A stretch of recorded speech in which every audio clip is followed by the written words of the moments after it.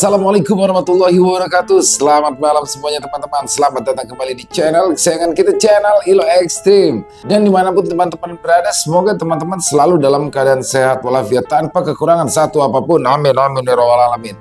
Pada kesempatan yang baik ini kami akan membawakan satu kisah dari penulis favorit kita semua, penulis asal Kalimantan Tengah, yaitu Om Ras. Wow, udah lama juga ya kisah Om Ras tidak kita bawakan di sini dan kisahnya pasti keren banget. Tapi sebelum kita masuk ke dalam kisahnya, buat teman-teman yang mungkin baru bergabung atau yang sudah lama bergabung tapi lupa belum diklik tombol subscribe, yuk diklik dulu dong tombol subscribe. Jangan lupa lonceng notifikasi nyalakan ya teman-teman, agar teman-teman selalu mendapatkan notifikasi dari konten-konten yang akan kami upload setiap harinya. Dan nggak pakai berlama-lama lagi, nggak pakai berbasa-basi lagi ya.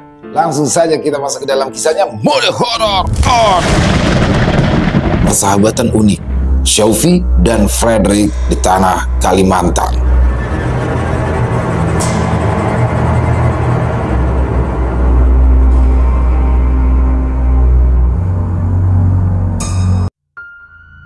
Seperti minggu-minggu sebelumnya, malam itu Syaufi sudah berada di rumah sakit. Bukan karena sakit, melainkan ia bertemu dengan sahabat barunya, Frederick. Ya, Frederick terlihat senang sekali saat melihat mainan yang dibawa oleh Syaufi kala itu. Wah, aku suka sekali. Ayo kita main, Upi, ujar Frederick dengan bibir yang selalu menyunggingkan senyum. Syaufi dan Frederick pun bermain. Syaufi sengaja memilih tempat yang lebih sepi karena minggu kemarin ia sempat dikira gila karena berbicara dan bermain mobil-mobilan sendirian di malam hari. Saat sedang asik-asik bermain, tiba-tiba Frederick berhenti. Ia menatap tajam ke arah belakang Syaufi. "Jangan menoleh ke belakang, Upi. Wajahnya buruk. Bisa-bisa kalau kamu melihatnya, kamu tidak bisa tidur," ujar Frederick. Syaufi paham dengan maksud Frederick. Ia pun tidak menoleh, bukan karena takut, tapi lebih ke arah malas untuk berkomunikasi dengan mereka yang hanya ingin meminta bantuan itu. "Pergi, dia temanku. Kau tidak boleh mengganggunya," ujar Frederick mengusir sosok yang berada di belakang Syaufi. Sosok itu tidak menjawab, namun terdengar suara kretekan seperti orang yang sedang membunyikan jemarinya. Dan ketika itu sosok itu menjauh. "Wajahnya buruk sekali, tulang-tulangnya keluar. Untung kamu tidak melihatnya, Upi," ujar Frederick pada Syaufi. Syaufi pun tersenyum. "Dengan kau mengatakan bentuknya saja, aku sudah bisa membayangkan wujudnya." Dengan polos, Frederick ikut tertawa. Ia menggaruk-garuk kepalanya. Rambutnya yang acak-acakan itu semakin terlihat acak-acakan. "Upi, aku menyukaimu. Boleh aku ikut pulang ke rumahmu?" tanya Frederick. Syaufi mengerutkan alis. "Ah, mana boleh begitu. Kamu itu laki-laki, aku juga laki-laki. Masa iya kamu menyukaiku?" ujar Syaufi setengah bercanda.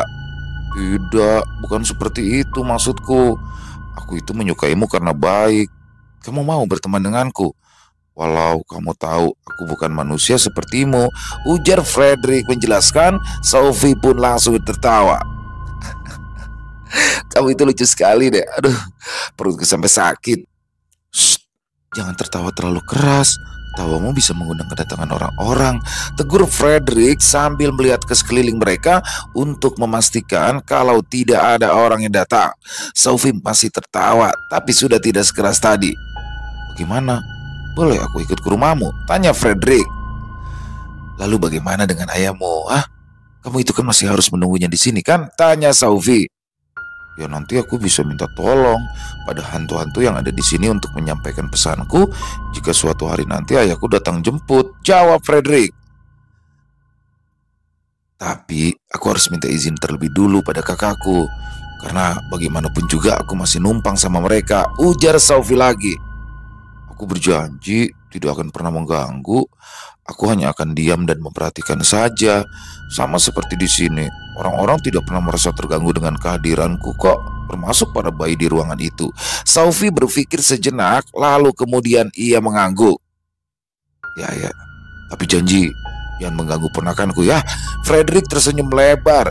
Ia mengangguk sambil terus menggerak-gerakkan pinggulnya ke kiri dan ke kanan, membuat Syaufi yang melihatnya hanya geleng-geleng kepala. Dan malam itu juga, Sophie pun membawa Frederick pulang ke rumah setelah sebelumnya Frederick terlebih dulu memberikan pesan yang akan disampaikan kepada ayahnya melalui hantu-hantu yang berada di sekitaran rumah sakit. Sesampainya di rumah, Sophie pun langsung masuk ke dalam kamar, diikuti oleh Frederick yang berjalan dengan cara mengendap-endap hingga membuat Sophie yang melihat tingkahnya itu lagi-lagi tertawa. Kakakku itu kan tidak bisa melihatmu. Kau tidak perlu berjalan mengendap-endap seperti itu. Ujar Sophie pelan. Oh iya, aku lupa, jawab Frederick. Saat Sophie hendak tidur, Frederick pun langsung duduk dan diam di sudut kamar sambil sesekali mengedarkan pandangan ke seluruh kamar. Keesokan paginya, Sophie bangun dan melihat Frederick yang sudah berdiri di dekat kasurnya sambil tersenyum. Kamu akan bersekolah? Ya, tapi kamu jangan ikut ya. Kamu tunggu di rumah saja, ujar Sophie. Frederick mengangguk, bibirnya masih tersenyum. Sungguh ceria sekali anak ini, pikir Sophie. Setelah sarapan, Sophie pun lantas berangkat ke sekolahnya seperti biasa, sementara Frederick jalan-jalan berkeliling rumah. Frederick berdiri mematung di dekat lemari, memperhatikan keponakan Sophie yang sedang bermain. Mainannya banyak juga dan bagus-bagus. Mainan-mainan itulah yang menarik Frederick. Bagaimanapun juga, Frederick masih anak-anak yang tentu saja menyukai mainan-mainan seperti itu. Namun, saat hendak mendekat, Frederick ingat dengan janjinya pada Sophie, lalu dengan wajah sedih, ia pun langsung kembali ke dalam kamar Sophie dan memainkan mainan-mainan yang sudah Sophie belikan untuknya. Beralih kepada Sophie, di sekolahnya hari itu tampak berbeda. Banyak teman-temannya yang tidak masuk sekolah, termasuk Hasan. Sophie merasa aneh, karena tidak biasanya Hasan libur tanpa keterangan. Sepulang dari sekolah, akhirnya Sophie pun pergi ke rumah Hasan. Tapi ternyata Hasan juga sedang tidak ada di rumah. Rumahnya terkunci. Bahkan rumah-rumah tetangga Hasan pun seperti tak berpenghuni. Akhirnya karena tidak bisa bertanya dengan siapapun, Sophie pun memutuskan untuk menunggu kedatangan Hasan. Cukup lama Sophie duduk di teras rumah Hasan hingga menjelang maghrib. Dan saat ia ingin pulang, Sophie teringat dengan sosok kuntilanak yang menghuni pohon karsen milik tetangga Hasan. Akhirnya, Sophie berjalan ke arah pohon karsen tersebut dan mulai berbicara dengan pohon itu. Kata Sophie, kuntilanak pohon karsen itu tidak seperti kuntilanak yang ada di dekat rumah kakaknya. Kuntilanak di pohon karsen tersebut jarang menunjukkan diri, tapi kalau sedang menunjukkan diri, dia hanya akan menangis. Hei, kamu, aku tahu kamu ada di sini. Bisa kamu keluar sebentar dan menjawab pertanyaanku? Apa yang ingin kamu tanyakan? Tanya suara tanpa wujud itu. Apa kamu tahu kemana perginya temanku si Hasan itu? Tanya Sophie. Belum lagi menjawab, tiba-tiba terdengar suara seperti tangisan. Suara tangis yang benar-benar seperti sedang sedih sekali. Sampai-sampai Sophie yang mendengarnya pun hampir menangis. Sebenarnya kau tinggal jawab saja, tidak perlu menangis seperti itu, ucap Sophie. Mereka semua pergi, tapi temanmu itu dibawa pergi. Pergi kemana? Tanya Sophie. Mereka pergi bekerja, pergi berbelanja, pergi ke suatu tempat. Hasan pergi kemana? Sama siapa? Dia dibawa ke rumah sakit. Dia tidak bisa bangun lagi karena dia sudah dibawa. Rumah sakit mana? Tanya Sophie. Lagi-lagi kuntilanak itu menangis. Suara tangisannya benar-benar membuat perasaan Sophie menjadi sedih. Sudahlah, capek hati, capek telinga ngomong sama makhluk ini, gumam Sophie. Lalu ia berlari pergi. Sepanjang perjalanan, Sophie memikirkan sahabatnya Hasan. Apa yang terjadi pada Hasan? Kenapa kuntilanak itu mengatakan kalau Hasan tidak bisa bangun lagi? Kak, aku pamit pergi ke rumah sakit ya, ujar Sophie setelah ia selesai berganti pakaian. Loh, kamu itu baru pulang loh, Vi. Sebaiknya makan dulu. Lagi pulang ngapain sih ke rumah sakit? Sepertinya kamu juga kan gak lagi sakit. Hasan, Kak. Hasan masuk rumah sakit. Aku mau jenguk dia. Hah? Serius? Memang si Hasan itu kenapa? Sakit apa dia? Itulah, Kak. Aku belum tahu. Makanya sekarang aku mau pergi ke rumah sakit. Ya sudah, hati-hati ya. Ini, bawa saja motor kakak, ujar kakaknya seraya memberikan kunci sepeda motornya. Sepeda motor itu baru saja dibelikan oleh kakak iparnya untuk kakaknya Saufi. Takut-takut kalau ada hal yang mendesak seperti sebelumnya dan mereka tidak punya motor untuk kemana-mana. Gak usah kak, gak apa-apa, aku naik ojek saja. Sudah, bawa saja, kakak gak kemana-mana kok. Hati-hati di jalan ya. Dan saat hendak mengeluarkan sepeda motor dari dalam rumah, Frederick muncul.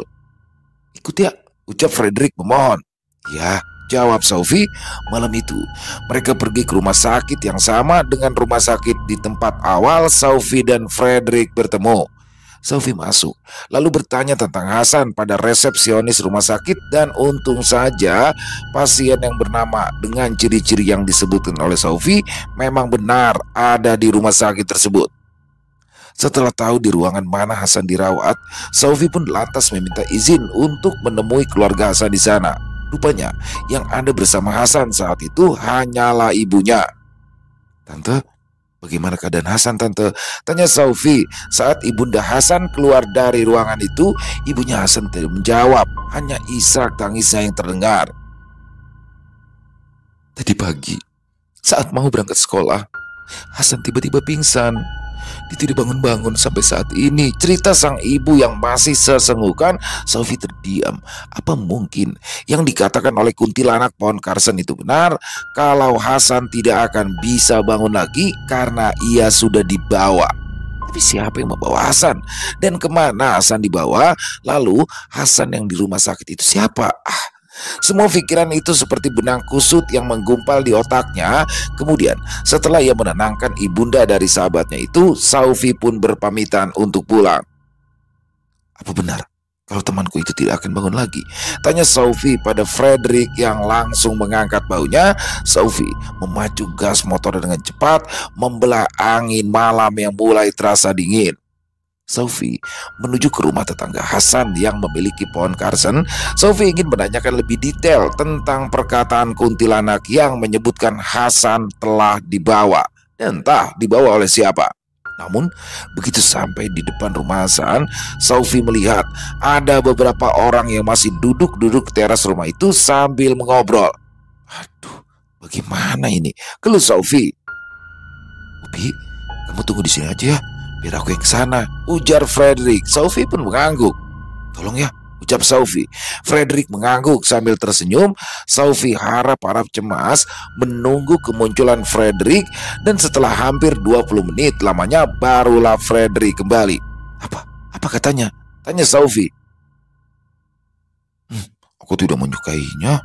Dia memintaku untuk tetap di sana menemaninya.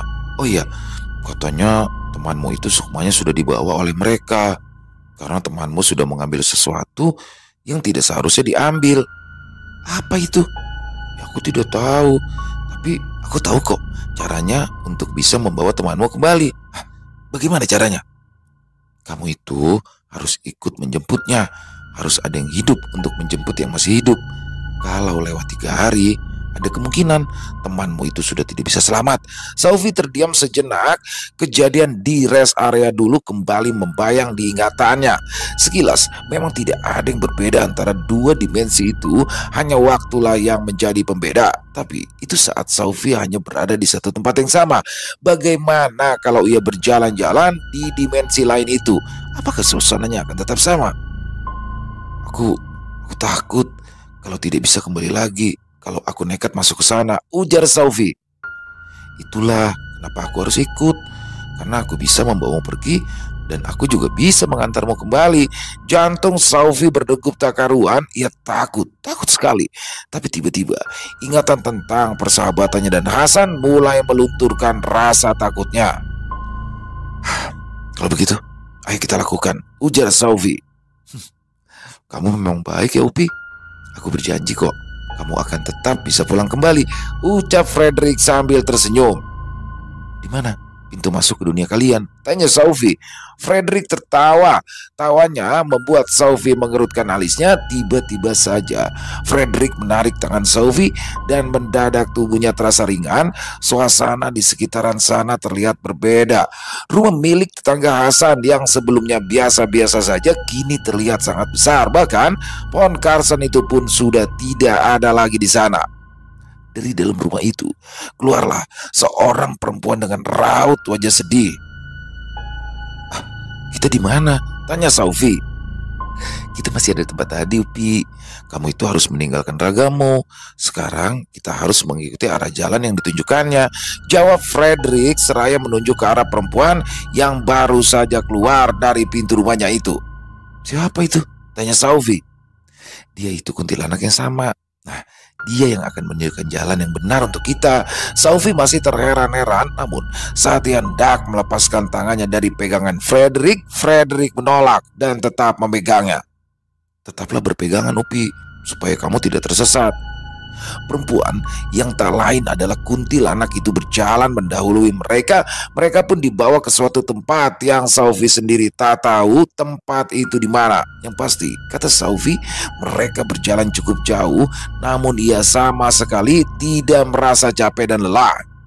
Dan tepat di sebuah rumah, tapi berwarna hitam, perempuan itu langsung menghentikan langkahnya. "Dia ada di sini. Sebaiknya bicaralah baik-baik agar kalian bisa pulang dengan selamat," ujar kuntilanak itu. Lalu tiba-tiba ia mulai menangis dan tanpa rasa takut Frederick menarik tangan Sophie untuk masuk ke dalam. Benar saja, di dalam rumah hitam itu ternyata ada Hasan yang sedang dikurung di sudut ruangan. "Hasan," panggil Sophie. Namun saat mereka hendak mendekat ke arah Hasan dikurung, orang-orang aneh mulai bermunculan untuk menghentikan langkah mereka. Sophie ingat dengan jelas, wajah orang-orang itu penuh bulu, memiliki taring yang panjang, matanya merah menyala. Mereka memegang tombak dan mereka terlihat seperti prajurit kerajaan. Nyali Sophie mendadak ciut. Tapi tidak dengan Frederick. Ia masih berdiri dan menatap orang-orang itu satu persatu. "Kembalikan dia," ujar Frederick menunjuk ke arah Hasan. Suara tawa yang bersaut-sautan terdengar. Suara itu membuat telinga Sophie kesakitan. Ia mengerang sambil berusaha menutup telinganya agar suara-suara tawa mengerikan itu tidak lagi terdengar. Di tengah rasa sakitnya itu, Sophie tiba-tiba teringat dengan ibu-ibu pemilik warung gaib di rest area dulu. Dan mendadak suara tawa yang riuh tadi pun seketika hening. "Lepaskan anak itu. Dia berada di bawah perlindunganku," ujar suara itu. Sophie yang masih merasa kesakitan pada telinganya itu lantas melihat ke arah orang yang berbicara tersebut. Sophie tidak bisa melihat wajahnya, tapi Sophie seperti pernah mendengar suara itu, tapi entah di mana. Ia lupa. Frederick menunduk. Ia seperti tak berani menatap sosok yang baru saja muncul tersebut. Makhluk-makhluk menyeramkan tadi pun langsung mundur dari sosok Sophie. Suara langkah mendekat ke arahnya. Penglihatan Sophie mulai berkunang-kunang dan sebelum ia tak sadarkan diri, Sophie menunjuk ke arah Hasan. "Tolong dia," ucap Sophie lirih. Gelap, hening. Upi, bangun. Ayo bangun." Sophie mengerjap-ngerjapkan matanya. Ia langsung melihat sekeliling. "Di mana ini? Tempat itu terang." "Alhamdulillah kamu sudah bangun. Kamu kenapa tiba-tiba pingsan, nak? Sudah 3 jam kamu tidak bangun-bangun. Hampir saja kami membawamu ke rumah sakit," ujar seorang bapak-bapak yang tak lain merupakan tetangga Hasan, si bapak pemilik pohon Carson. "Saya pingsan 3 jam, Pak," tanya Sophie bingung. "Iya, sudah, kamu istirahat saja dulu. Jangan pergi kemana-mana ya," ujar bapak itu. "Tapi saya harus pulang, Pak. Kakak saya menunggu di rumah." "Kalau memang kamu mau pulang, sudah, biar bapak antar. Sudah malam sekali ini. Takutnya nanti di jalan kamu pingsan lagi." Sophie menatap Frederick yang masih ada di sana. "Tidak usah, Pak. Saya tidak enak karena terlalu merepotkan bapak." "Tidak ada yang direpotkan. Ayo, mari bapak antar ya," ujar si bapak seraya membantu Sophie yang ingin berdiri. Telinganya tiba-tiba berdenging dan rasanya sakit sekali sampai-sampai membuat Sophie meringis kesakitan. "Kenapa? Apa kamu baik-baik saja? Tanya si bapak. Iya Pak, tapi telinga saya sakit. Sepertinya kemasukan semut, jawab Sofi. Kata Sofi, bapak itu benar-benar baik. Saat mendengar telinga Sofi kemasukan semut, beliau langsung memberikan cotton bud dan minyak kayu putih untuk mengorek kuping agar semut yang berada di dalam telinga itu mati. Beliau juga bersikeras mengantar Sofi ke rumah kakaknya, sampai-sampai motor yang Sofi bawa pun juga ikut diantar oleh anaknya si bapak. Melihat kedatangan Sofi yang diantar oleh bapak itu tentu saja membuat kakaknya khawatir, tapi setelah mengobrol singkat, kakaknya pun lantas berterima kasih pada si bapak yang ternyata merupakan seorang guru SMP itu.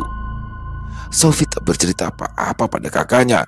Ia tak ingin kakaknya khawatir. Setelah mendengar ceritanya, Sofi pun langsung disuruh beristirahat. Ketika berada di dalam kamar, Sofi langsung bertanya pada Frederick. Bagaimana Hasan? Tanya Sofi. Dia sudah dikembalikan, berkat sang Nyai. Oh iya, dari mana kamu mengenal Nyai itu, Pi? Kau tahu, dia itu adalah penjaga perbatasan.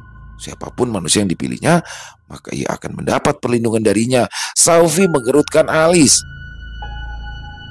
Aku malah tidak tahu siapa yang kamu bicarakan itu, ujar Sofi. Lalu mendadak ia teringat lagi atas kejadian yang baru saja ia alami bersama Frederick tadi. Tiba-tiba Sofi melotot, mulutnya terbuka.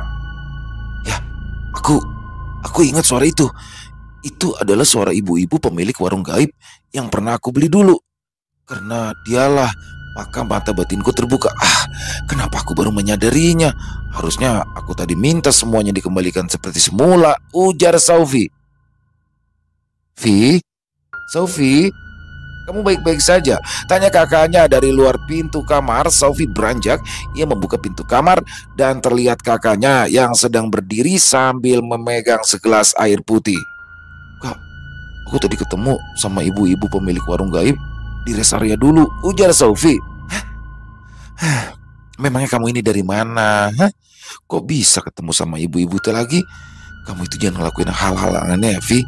Jangan terlalu dekat sama makhluk-makhluk halus seperti itu. Tidak baik.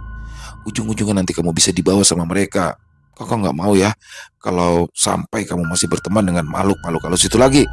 Ingat, mereka itu jahat, Vi, ujar kakaknya. Tiba-tiba saja meja-meja kecil yang berada di dekat kakaknya Sofi jatuh dan hiasan kaca berbentuk burung di atas meja itu pecah berantakan. Cairan berwarna biru yang berada di dalam hiasan kaca berbentuk burung itu pun menggenang di lantai. Kakaknya langsung menatap ke arah Sofi. Kau semua makhluk halus itu jahat kok, Kak. Mereka juga sama seperti kita.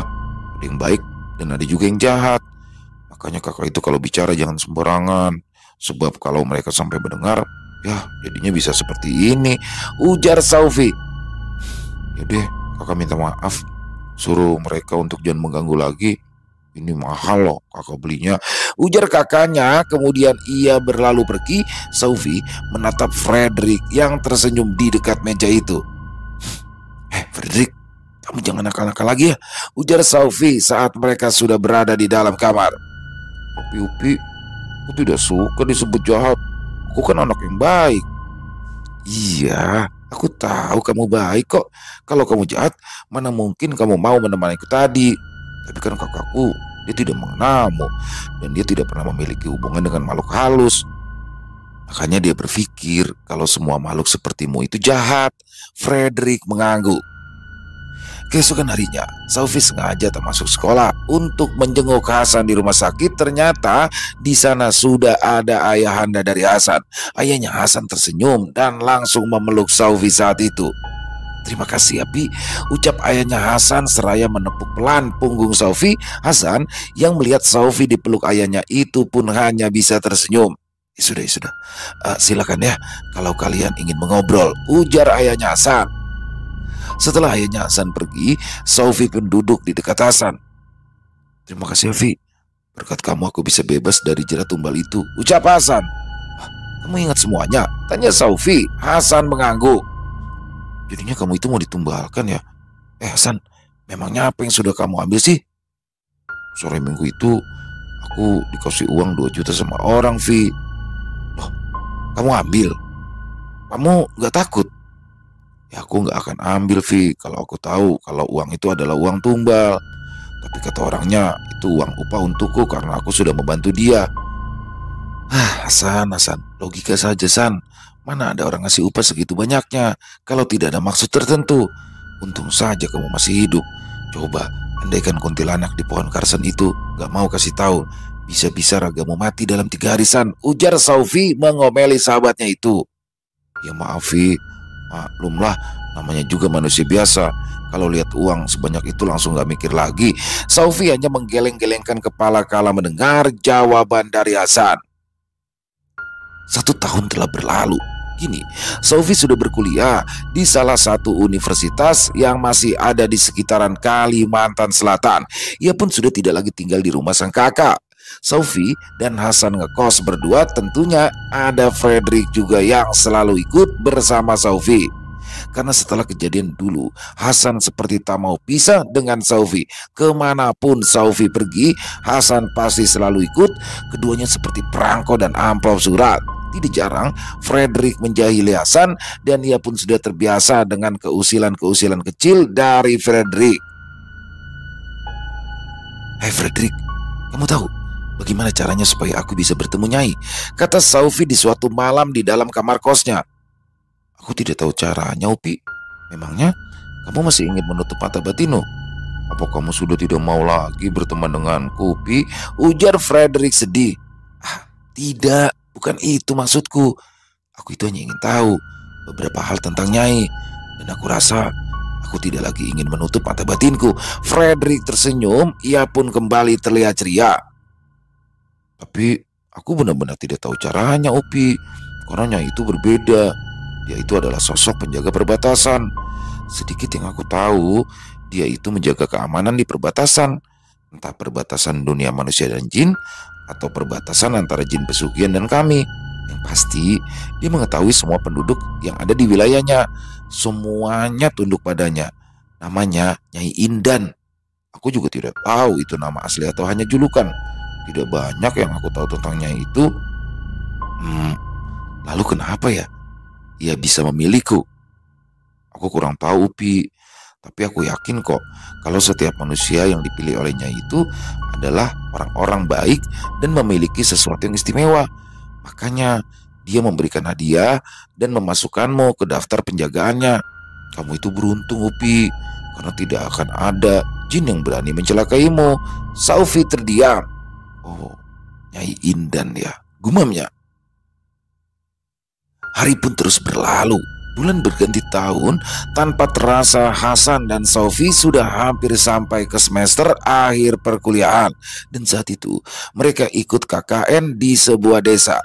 Pada awalnya tak ada yang aneh ketika mereka sampai di desa itu. Mereka ditempatkan di sebuah bangunan bekas kantor desa yang lama. Tapi bangunan itu sudah direnovasi dan dicat ulang. Dalam kelompok mereka saat itu katanya ada sekitar 10 orang, 3 orang perempuan dan 7 orang laki-laki termasuk Hasan dan Saufi. Tapi yang perempuan disuruh tidur di rumah salah satu warga desa. Karena di desa itu laki-laki dan perempuan tanpa hubungan yang sah tidak diperbolehkan untuk tidur serumah dengan alasan untuk menghindari perbuatan zina. Jadi, selama KKN berlangsung, 3 mahasiswi ini akan tinggal di rumah salah satu warga, Ibu Haryati namanya. Beliau ini adalah seorang janda yang tidak memiliki anak. Beliau tinggal seorang diri di rumahnya yang cukup besar karena rumah Ibu Haryati ini merupakan rumah yang paling besar di desa tersebut. Maka rumah beliaulah yang dijadikan tempat untuk menginap ketiga mahasiswi yang sedang menjalankan KKN di desa itu. Ibu Haryati pun tidak keberatan. Malah beliau terlihat senang dan sangat antusias untuk menyambut ketiga mahasiswi tersebut di rumahnya. Hari pertama, hari kedua, semuanya masih normal. Tak ada satupun yang aneh. Walaupun Saufi pernah beberapa kali melihat penampakan sosok perempuan yang mengamati mereka dari kejauhan, Saufi yakin sosok itu bukanlah manusia karena teman-temannya yang lain tidak melihat adanya sosok perempuan itu. Namun, Saufi tak ingin membuat teman-temannya takut, jadi ia pun berniat untuk menyembunyikan saja apa yang sudah ia lihat. Hingga di suatu malam, Saat Sophie dan Frederick sedang duduk-duduk di teras rumah, Sophie melihat salah satu mahasiswi yang tinggal di rumah Ibu Haryati berjalan seorang diri tanpa membawa penerangan. Mau kemana dia? Tanya Sophie. Entah, jawab Frederick.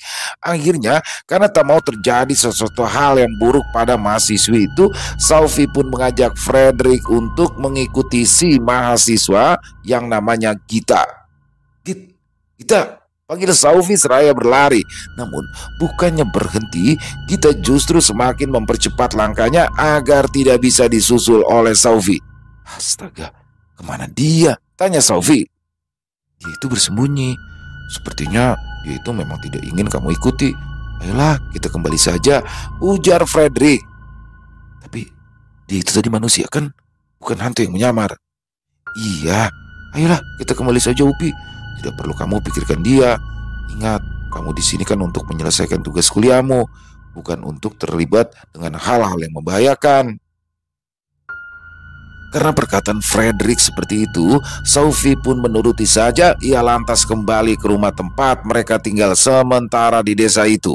Saat masuk ke dalam, terlihat 5 temannya sudah tidur, sementara 1 temannya lagi yang bernama Malik tidak ada di sana.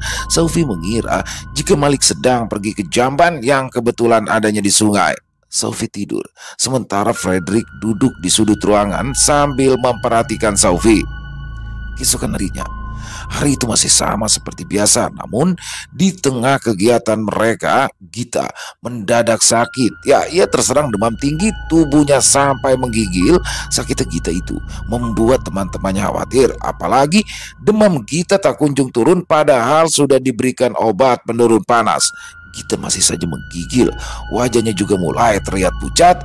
Hingga keesokan harinya, Gita diberikan air doa yang disebut tawar dingin oleh sesepuh yang ada di desa itu. Namun reaksi dari tawar dingin yang diberikan itu hanya berefek sebentar, karena tak lama kemudian setelah demamnya turun, Gita kembali mengalami demam lagi.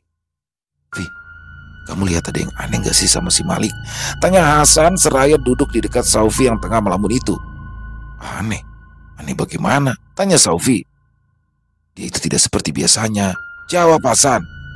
Masa sih? Iya, dari kemarin dia seperti itu. Kenapa ya? Sophie mengangkat baunya, pertanda kalau ia pun tidak mengetahui jawaban dari pertanyaan Hasan. Kamu tahu Rini kan? Ya tahulah. Emangnya kenapa? Sepertinya aku suka sama dia. Cuma karena terlanjur janji sama orang tuaku kalau tidak akan pacaran dulu, ya aku tidak berani untuk dekat-dekat sama dia. Makanya nanti kalau aku sudah kerja, aku mau langsung melamar dia saja, ujar Hasan. Sophie tertawa geli. Sejenak perasaan gemas akan Gita yang sakit pun teralihkan. Kelamaan Hasan. Kalau nunggu kamu kerja, bisa-bisa kamu keduluan sama yang lain. Jangan loh, tapi kamu itu cocok sama Rini memang sepertinya. Masa begitu? Gitu dong, sahabat memang harus saling mensupport. Dan saat mereka masih asyik mengobrol, tiba-tiba saja terdengar teriakan teman-temannya dari dalam rumah. Keduanya masuk ke dalam dan terlihat Malik sudah menggeliat-geliat di lantai seperti ular hingga membuat teman-temannya yang lain ketakutan. Frederick juga ada di sana, di sudut ruangan dengan wajah datar menatap ke arah Malik. Hasan yang sudah cukup lama bersahabat dengan Sophie tentu sudah biasa melihat hal-hal seperti itu, dan ia yakin kalau Malik sedang dirasuki makhluk halus. Sophie pun lantas berusaha untuk berkomunikasi dengan sosok yang sedang merasuki Malik. Namun sosok itu berbicara dalam bahasa yang tidak difahami oleh Sophie. Pada akhirnya Sophie menyuruh Hasan untuk memanggil Pak Kades untuk menangani Malik lebih lanjut. Mereka sudah mengotori tempatku. Tempat yang kujaga selama ini rusak dan kotor karena ulah menjijikan mereka. Aku tidak akan pernah melepaskan mereka, ujar Malik dengan suara berat. Siapa? Kami itu di sini hanya ingin menyelesaikan tugas kuliah kami. Kami tidak pernah mengganggu kalian. Semua aturan di desa ini pun sudah kami taati. Tidak ada yang kami langgar, ujar Saufi. Malik tertawa. Lalu sesaat kemudian ia menatap marah pada Saufi. Malik melompat dan hendak menyerang Saufi. Saufi yang memang belum siap dengan serangan mendadak itu pun berhasil direbahkan oleh Malik. Kini Malik berada di atas tubuh Saufi. Kedua tangannya mencekik leher Saufi. Tidak ada yang bisa membantu karena teman-temannya tadi semuanya ikut bersama Hasan untuk memanggil Pak Kades. Fredrik pun tak tinggal diam. Hei, dia itu tidak bersalah. Kenapa kau malah menyakitinya? Teriak Fredrik. Malik tertawa terbahak-bahak. Ia masih terus mencekik leher Saufi. Rasanya sesak dan mungkin Saufi tidak akan selamat pada malam itu andai saja Fredrik tidak menyuruhnya untuk memanggil nama Nyai Idan. Dan saat nama itu disebut, tubuh Malik langsung terpelanting jauh dari tubuh Saufi. Saufi terbatuk. Fredrik lantas membantu Saufi untuk berdiri. Sosok yang ada di dalam tubuh Malik itu membungkuk. Ia tak berani melihat ke arah sosok Nyai Indan yang berdiri di hadapannya itu. Saufi berusaha bangkit. Ia masih memegangi lehernya yang terasa sakit. Saufi dapat melihat sosok Nyai Indan tersebut masih sama seperti sosoknya dulu sewaktu ia pertama kali bertemu dengan Saufi di rest area. Jangan pernah menyentuh anak ini. Anak ini sudah berada di bawah perlindunganku, ujar Nyai Indan yang suaranya bergema padahal ruangan biasanya tidak memantulkan suara. Malik masih menunduk, ia sama sekali tak berani mengangkat kepalanya. Selesaikan urusanmu tanpa menyentuh anak ini, ujar Nyai Indan lagi. Lalu tiba-tiba saja Nyai Indan menghilang. Saat Hasan dan yang lainnya datang, mereka sudah melihat Malik yang tak sadarkan diri. Sementara Saufi duduk bersandar di dinding dengan tangan yang masih memegangi lehernya yang sakit. Vi, kamu baik-baik saja, Vi? Tanya Hasan khawatir. Saufi mengangguk. Ada apa ini? Kenapa bisa sampai seperti ini? Tanya Pak Kades. Saufi tidak menjawab. Pada akhirnya malam itu juga Malik dibawa ke rumah Pak Kades. Dan di rumah Pak Kades itu Malik kembali kerasukan. Dan di situ pun baru diketahui bahwa ternyata Malik dan Gita sudah melakukan hal terlarang di desa tersebut. Tepat pada malam di mana saat Saufi melihat Gita berjalan seorang diri yang lalu ia kejar, rupanya pada saat itu Gita dan Malik sudah janjian untuk bertemu.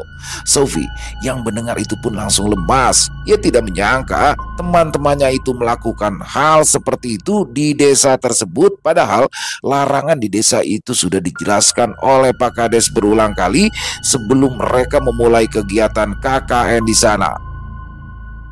Pada akhirnya, dengan terpaksa, para mahasiswa itu pun dipulangkan, tentunya setelah melakukan negosiasi dengan Pak Kades agar tidak memberitahukan kejadian yang sebenarnya. Jadi, kejadian yang sebenarnya itu tetap dirahasiakan. Benar-benar ya kelakuan si Malik.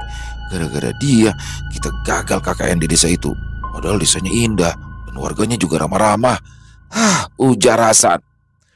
Iya, 2 berbuat, 8 yang kena imbas, saut yang lain. Saufi tetap diam. Ia tidak mengatakan sepatah kata pun. Malam itu Saufi rebahan di atas kasur tipisnya. Hasan pamit pergi mencari makanan, sementara Fredrik sedang bermain di depan sepatu-sepatu yang berserakan di lantai. Dia selalu menolongku, tapi sepertinya dia tidak ada niatan untuk bicara denganku. Padahal ada banyak sekali hal yang ingin aku tanyakan, ujar Saufi.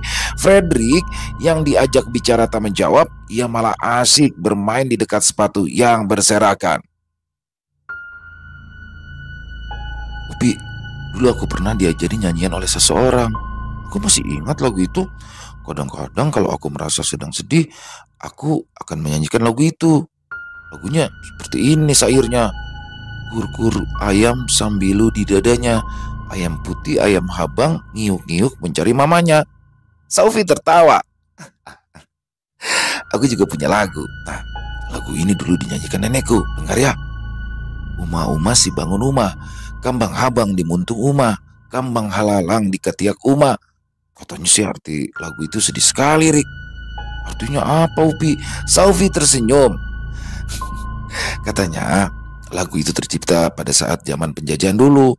ada 2 orang ibu dan anak yang dikejar-kejar penjajah, namun sayang ibunya meninggal di perjalanan. Darah terus keluar dari mulutnya, sementara belatung mulai menggerogoti tubuh dan ketiak sang ibu. Anaknya yang berusia beberapa tahun itu masih menyusu pada ibunya, padahal ibunya sudah meninggal. Katanya anak itulah yang menyanyikan lagu tersebut.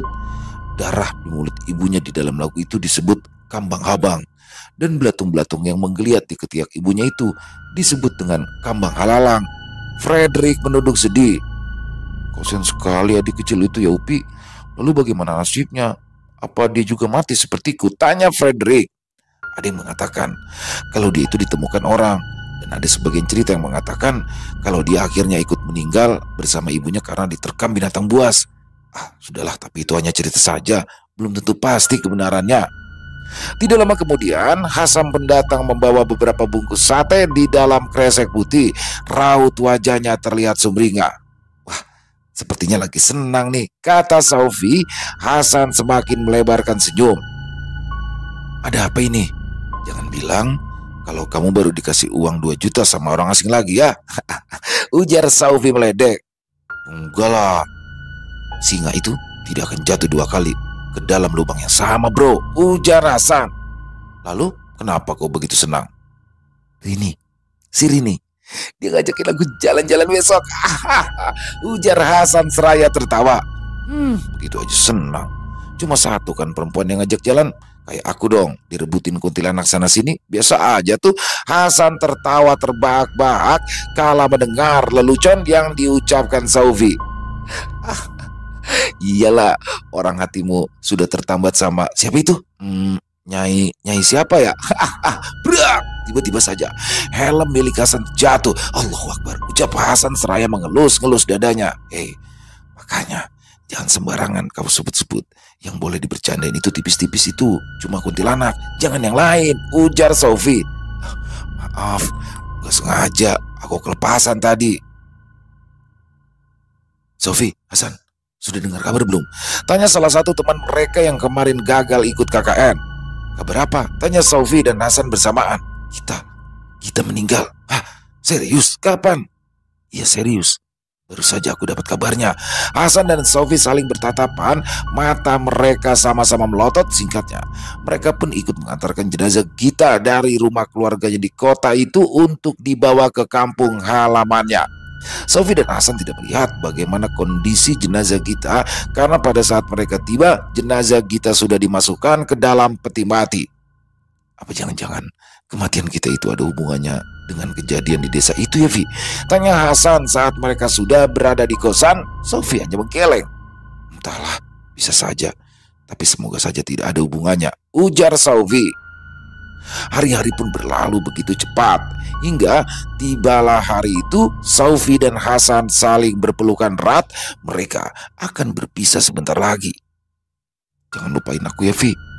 Terima kasih banyak sudah menjadi sahabat terbaikku. Aku tidak akan pernah melupakan persahabatan kita. Semoga kamu selalu bahagia ya. Tetap semangat. Aku bangga bisa menjadi sahabatmu, ucap Hasan dengan berlinang air mata. Ia memeluk erat tubuh Saufi. Aku juga, San. Terima kasih ya sudah menerimaku menjadi sahabatmu. Walau kamu sudah tahu masa laluku, kamu benar-benar sahabat terbaikku. Sampai jumpa, San. Suatu hari nanti kita pasti akan bertemu lagi, ujar Saufi membalas pelukan Hasan dengan erat. Jangan lupa kalau nikah undang-undang aku ya. Dan jangan lupa janjimu dulu, ujar Saufi lagi. Hasan hanya mengangguk, air matanya masih terus mengalir. Akhirnya Saufi dan Hasan yang bagai perangko dan amplop surat itu pun harus berpisah demi mengejar impian mereka masing-masing. Sementara itu Frederick, ia ikut pulang ke kampung halaman Saufi di Kalimantan Tengah. Frederick terus menemani Saufi hingga saat ini. 3 bulan setelah kepulangan Saufi, ia mendengar kabar dari Hasan melalui sambungan telepon bahwa Malik sudah meninggal dunia. Dan menurut Frederick, kematian Gita dan Malik memang masih ada hubungannya dengan kejadian di desa tempo hari. Sophie menyesalkan perbuatan mereka dan ia sangat menyesal karena tidak berhasil mengejar Gita pada waktu itu. Tapi beribu-ribu kali pun penyesalan itu datang, ia tetap tidak bisa merubah semuanya.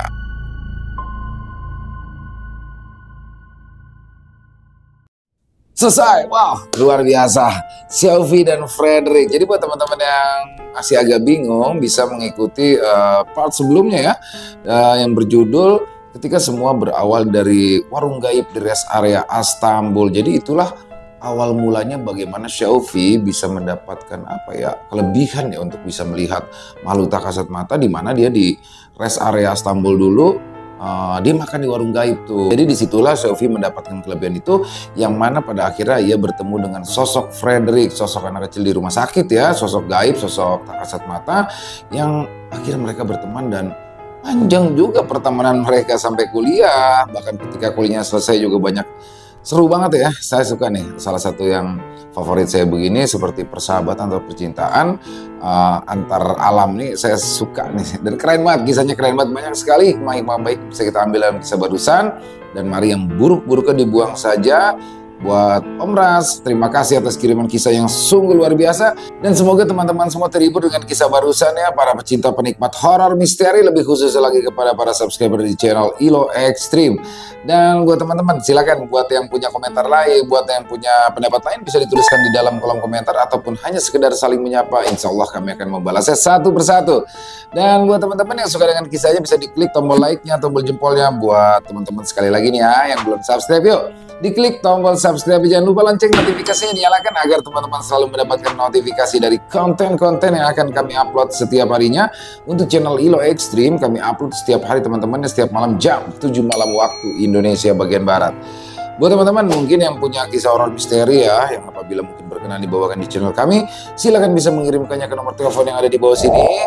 Dan bebas ya, dalam bentuk tulisan boleh, dalam bentuk audio boleh, senyamannya teman-teman aja pokoknya. Buat teman-teman yang sudah mengirimkan kisah kami ucapkan terima kasih. Buat teman-teman yang sudah mengirimkan kisah tapi belum sempat dibawakan, harap bersabar ya, karena harus melalui proses penggarapan terlebih dahulu. Di akhir kata saya Ilo mengucapkan permohonan maaf apabila mungkin dalam pembawaan kisahnya ada kata-kata saya yang salah ataupun ada kata-kata saya yang kurang berkenan. Saya mohon dibukakan pintu maaf yang seluas-luasnya karena saya hanyalah manusia biasa tempatnya salah dan dosa.